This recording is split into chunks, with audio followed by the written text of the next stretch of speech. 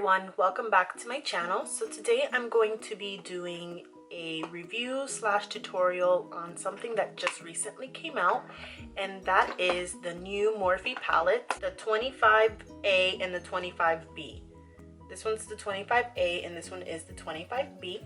So I went ahead and already filmed this look, which will be at the end of the video. So if you guys only want to see the tutorial part, I will link the timestamp down below. Without further ado, let's jump right into the review. So these two palettes were super hyped on the Morphe website. They came out December 26th and everyone was raving about these and so anxious about these because of the fact that they're so compact and they're full of all these beautiful neutral colors. So this one is more of your everyday colors, and it does have a little bit of some plums, and this one is actually the palette that I used to create this look that I have on right now. I do have other Morphe palettes and I don't think any of them are really like this one. This one's kind of like a combination of all their neutrals plus the 35P. I really do like the quality of these eyeshadows. I think the mattes are great, and I also think that the shimmers are really beautiful. And they do blend on the eyes very nicely, and they work together. And one thing that I like about this palette is that the shadows aren't muddy. Oftentimes a lot of affordable eyeshadow brands tend to be really muddy, or whenever the eyeshadows are super buttery or really pigmented, sometimes they tend to be really muddy. An example is like the Lorac palettes. I used to love the Lorac palettes, but I felt like as they kept on coming out with more and more new ones and the new Mega Pros, I really think that those eyeshadows are so pigmented and buttery, but once they are applied on the eyes, they just don't perform the way that I would like them to. And I'm not in any way, shape, or form trying to bash the company. I do think that they are a great company, but that's the only downfall about that eyeshadow brand that kind of drove me away from it being one of my favorite brands. So then you have your 25A, which is more of your warm tones. A lot of people are saying that this one is a lot like 35O, which I can agree. There are some colors that are very similar to the 35O, but this one also has a nice mix of neutrals. And one thing that I absolutely love about this palette is that it does have a matte black. Me personally, I like having a really dark color or even a black to sometimes deepen up my look. It's not a big deal if it's not in a palette. Like, that doesn't make it or break it for me, but I would prefer it to be in it. And I do like the fact that this one does include that. And it does include an array of transition shades, some brow bone shades that are matte. A lot of palettes don't tend to include those matte brow bone shades, which I personally prefer, but everyone has their own preference, of course. Some mid-tone shades. It has some nice shimmers, and then I feel like these colors up here are more of your like metallic shimmers. Like, they're almost foiled. Down here are your deepest tone of the whole entire palette. And I feel like both of them have the eyeshadows laid out really nicely. It really helps you to come up with looks and figure out what you're gonna do. The 25B is the same exact way. It has your matte brow bones, and then it has your matte transitions, some mid-tone shades, then it has your metallic shimmers, then some deeper shades, and then your deepest shades up here. And this one doesn't include a matte black, but it does include this really dark matte plummy brown. And the other thing I liked about them too is that they are only $17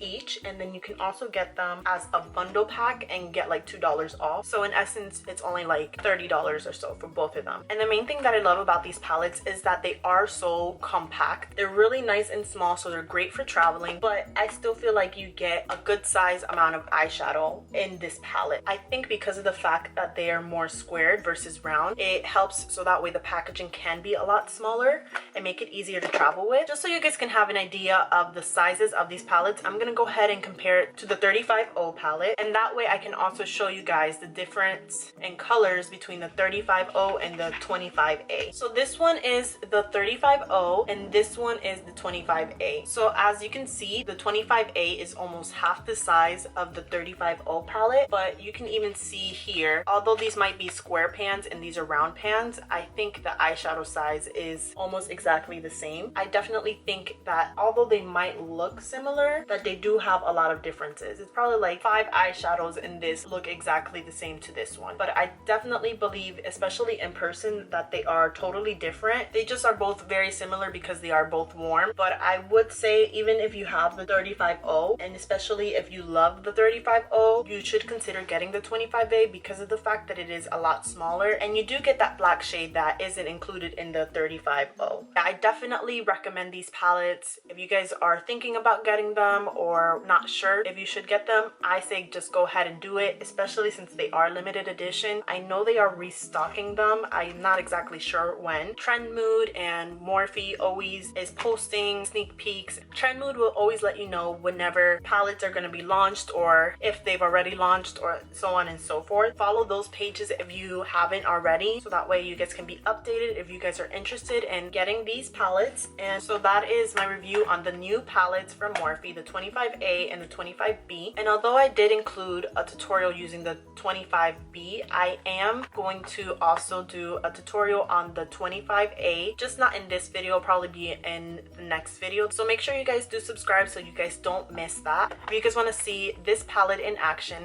then keep on watching. So we're going to start off with the 25B, and I'm going to go ahead and start off with this matte vanilla shade. I already filled in my eyebrows and primed my eyes, and I'm just going to use that matte vanilla shade with this crown brush to highlight underneath my brows. Then I'm taking my E40 from Sigma and taking these two warm brown shades, and I'm just going to go ahead and buff that into the crease. And I'm using both windshield wiper and circular motions just to really get that colored buffed in and make it look nice and diffused.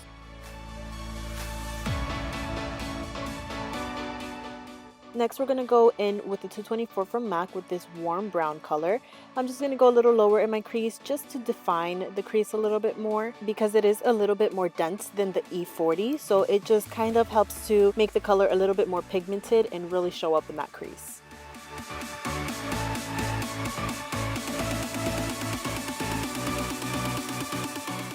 Then I'm going in with my 217 in this pretty plum color, and I'm just going to go ahead and start defining my outer V. So I'm literally going to go ahead and make that V shape with the brush, and as I'm doing that, I'm also buffing the color in using windshield wiper and circular motions just to blend it into the colors that we have already applied in the crease.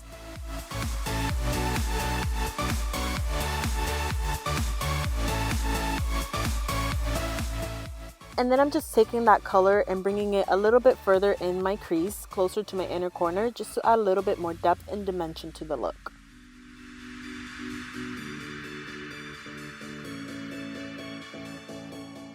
Then I'm going in with my 224 brush, and I'm just going to go ahead and buff out all the edges, make sure that it looks nice and blended.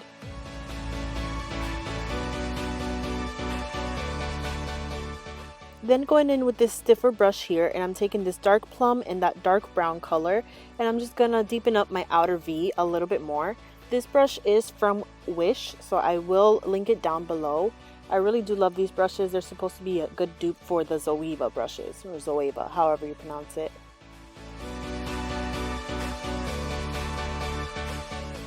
Going back in with my 217 brush with no additional product, I'm just gonna make sure that everything blends in together well. As you notice in a lot of my videos, I do use the same brushes over and over again just to make sure that everything is blended and that there's no harshness. You just want to make sure that you take your time with this step.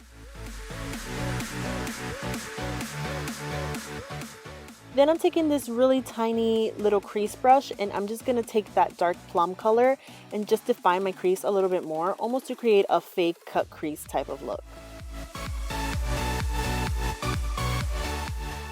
And then going back in with my 217, no extra product, just to make sure that's blended in nicely.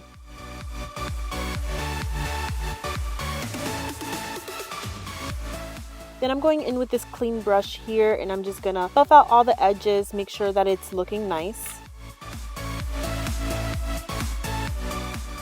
Then I'm taking this new brush that I just got from Morphe. I'm absolutely in love with it. It's called the M224.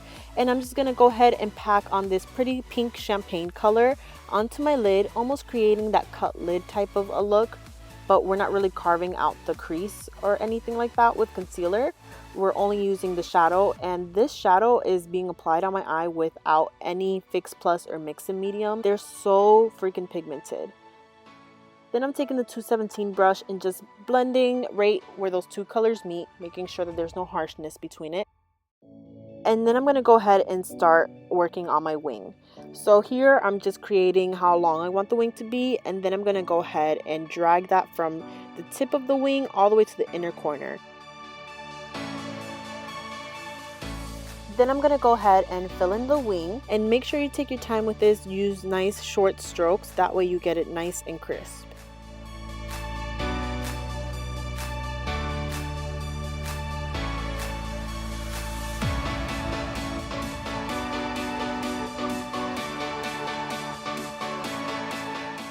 So then here I'm just doing the same thing that I did on the other eye, and I just wanted to show you guys that I don't always get it to look exactly the same on the other side. It does take me a little bit more time sometimes. If you guys want a more in-depth tutorial on wing liner, just let me know down below, and I can even show you guys using different eyeliners as well.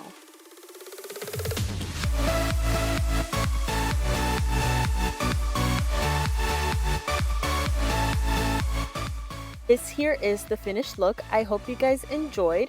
I will be listing down all the other products that I used on my face in case you guys are curious. And I also will be filming a look on the other palette. So until then, I'll see you guys soon.